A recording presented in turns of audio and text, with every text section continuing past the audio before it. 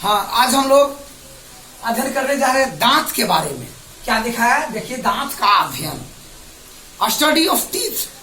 Teeth इसको हम देखिए यहाँ पर डेंटोलॉजी कहते हैं, DENTOLOGY। Dentology study of teeth, यानी जीव विज्ञान की वह शाखा, branch of biology which is the study of the teeth is called dentology. Dentology तो दांत के अध्ययन करने वाले विज्ञान को डेंटोलॉजी कहते हैं। दांत के डॉक्टर को डेंटिस्ट, और दांत की हड्डी को डेंटिन, और दांत के अध्ययन करने वाले विज्ञान को अब बताइए डेंटोलॉजी। और दांत विज्ञान का जो विभाग होता है मेडिकल में, ये डेंटल के नाम से जाना जाता है। डेंटल हुआ। अब इसमें समझिए कि आगे आपको हम दांत के बारे में विस्तार से बताने जा रहे हैं। इसको कहते हैं स्टडी ऑफ टीथ। समझिए, तो कहने का मतलब यह है कि दांत एक बहुमूल्य अंग है मनुष्य के मुख का। मनुष्य में 32 दांत होते हैं, जिसमें 20 दांत दूध के दांत होते हैं, और 12 दांत जो बच गए वो एक ही बार उगते हैं अस्थायी के रूप में। अब यहाँ समझना है कि मनुष्य के दांत जीवन में 2 बार उगे। एक दूध का दांत जिसे मिल्क टीथ कहते हैं। मिल्क टीथ के टूटने के बाद परमानेंट टीथ होता है, और परमानेंट टीथ के टूट जाने के बाद कोई टीथ नहीं उगता। इसीलिए ये जो है द्विर्दंती हिंदी में या डाइफायोडोंट के नाम से जानते हैं।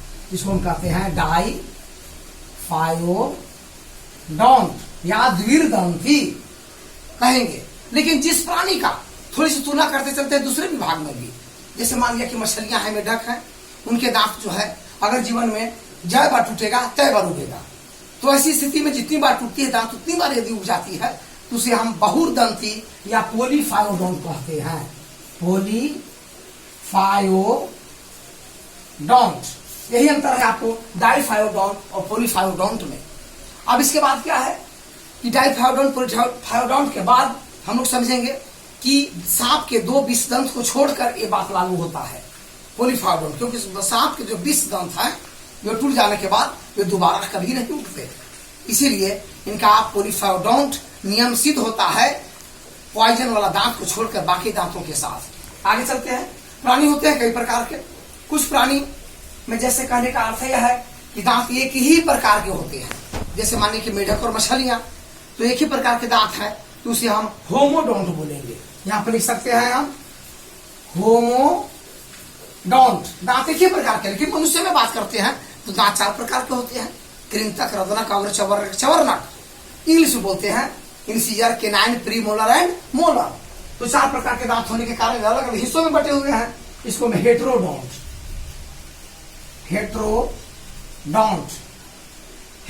के नाम से जानेंगे। विषम दंती, सम दंती, विषम दंती हिंदी में बोलेंगे। इसको हम बोल सकते हैं सम दंती, अभी हो गया विषम दंती, समदंती और विषम दंती। होमोडोंट एंड हेट्रोडोंट के नाम से जानेंगे। अब आगे पढ़ते हैं कि मनुष्य के दांत पर आ जाते हैं। मनुष्य का दांत जो है वह डेंटिन नाम की हड्डी की बना होता है। उस हड्डी को हम डेंटिन कहते हैं, डेंटिन। और उस पर एनामेल नाम की एक परत होती है दांत के ऊपर, कठोर परत है। यह परत 40-35 साल की उम्र के बाद यह हटने लगती है और दांत में कनकनाहट शुरू हो जाती है। अब कहने का अर्थ एक है कि इस प्रकार से मनुष्य का दांत जो है 4 भागों में बटा हुआ है।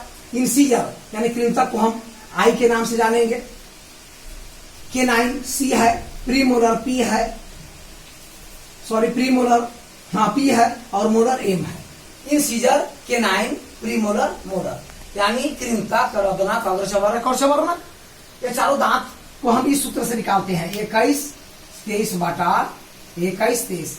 ये आपको टीथ फॉर्मूला है, दंत सूत्र है। ये ऊपरी जबड़ा, निचली जबड़ा। अब ये क्या है कि इसमें ऊपरी जबड़ा के भी बाएं और दाएं 2 साइड है, निचली जबड़ा के भी बाएं और दाएं 2 साइड है। तो हम इसको 2 से गुना करेंगे यहाँ और 2 से गुना करेंगे यहाँ। तो अगला दांत है 2 दूनी के 4 और 2 दूनी के 4, 4 कृंतक 8 हुए।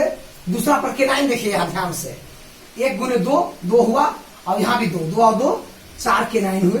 प्रीमोलर की संख्या आप यहाँ भी आ जाइए, 2 × 2 4 हुआ, यहाँ भी 4 हुआ, और आपको 4 8 हो गए। और मोलर हो गया 3 3 6, 3 दूनी 6 और 3 दूनी 6, 6 कितने हुए ऊपरी जबड़े में 12। तो टोटल करते हैं यदि हम तो 12 8 20 और 8 28 और 4 32 दांत मनुष्य में होते हैं, अधिक से अधिक। लेकिन 15 से 17 18 साल तक 28 दांत ही रखते हैं उसमें। अब एक बात और चलते हैं कि दांतों में होने वाले कैविटीज रोग होता है, वो आपको चवर्णक, अगर चवर्णक पर होता है, कृंतक रौनक पर नहीं। उसमें क्या होता है कि काले काले दाने हो जाते हैं।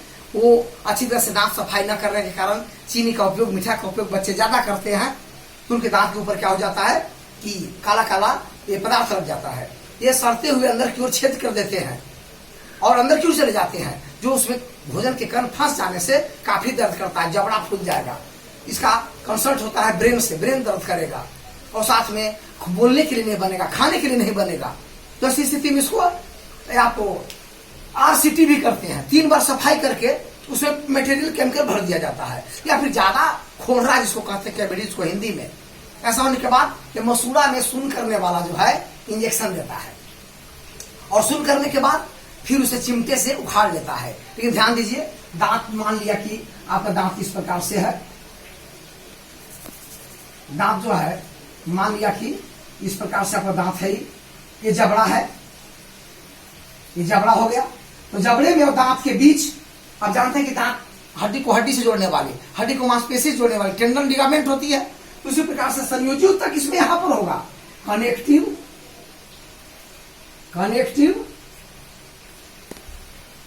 टिश्यू होते हैं, ताकि सुन वाली दवाई देने के बाद यहां पर इसको कमजोर कर देता है और चिमटे से लगाकर आसानी से उखड़ जाती है। यदि हड्डी को हड्डी से जुड़ा हुआ रहता तो हड्डी, जबड़े की हड्डी को तोड़ देगा ये उखाड़ते समय। लेकिन ऐसा होता नहीं है, क्योंकि दांत के अंतिम छोर की हड्डी और जबड़े की वो जो सॉकेट वाली जो जगह है, हड्डी जहां जुड़ती है, वहां पर एक कनेक्टिव टिश्यू होता है, जो सुन की इंजेक्शन देने के बाद यह भी कमजोर पड़ जाता है और दर्द नहीं करता, चिमटे से उखाड़ आती है। अब दांत के बारे में है और भी इस तरह से अध्ययन आगे करिए। दांत जो है चबाने के काम में आता है, दांत भोजन को चबाता है, पीसता है, महीन करता है, कृंतक काटता है, रत्नक चबाता है, हल्का मोटा करता है।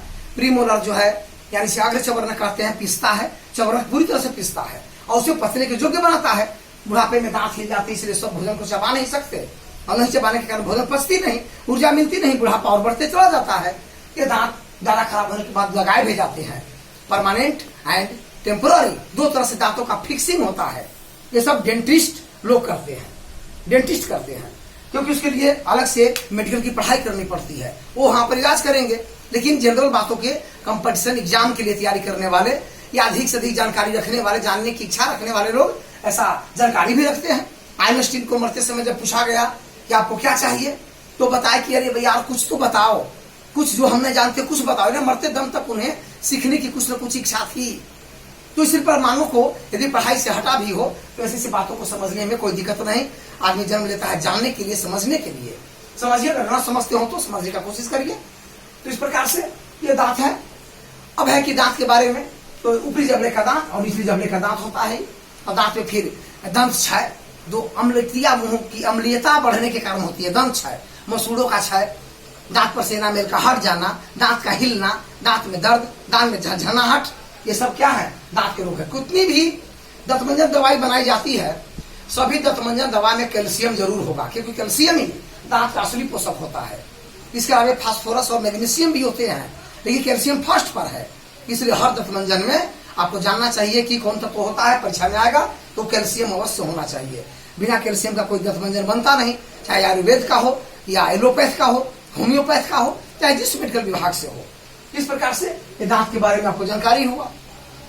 ये दांत जो सांप का दांत होता है, सांप के दांत क्या होते हैं कि उसमें 20 दंत होता है, जो वो आपको ये रदनक की जगह पर होता है। रदनक शाकाहारी में नहीं होते, कृंतक होते हैं, अग्र चवर्णक चवर्णक, और शाकाहारी में रदनक होते हैं। मानव में रदनक है, इसलिए हम मानते हैं कि हम लोग का पूर्वज मांसाहारी थे।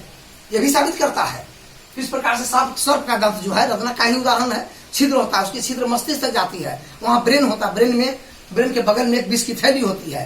तो सांप का विष कई प्रकार के न्यूरोटॉक्सिन है, साइटोटॉक्सिन है, हेमोटोटॉक्सिन है। तो इस तरह के सांप का विष होते हैं, जो काटने के बाद साइटो मैंने सेल को हटाता है, हेमोटो मैंने हेमोग्लोबिन को काटता है, न्यूरो मतलब तंत्र का तंत्र को नष्ट करता है, मुंह में झाग आ जाती है, श्वसन रुक जाती है। तो इस प्रकार से बातों को भी जानिए कौन कौन टॉक्सिन किस सांप में होता है। कुल मिलाकर के दांत के अध्ययन को डेंटोलॉजी कहते हैं। अब अगली वीडियो में हम इसके साथ मिलेंगे।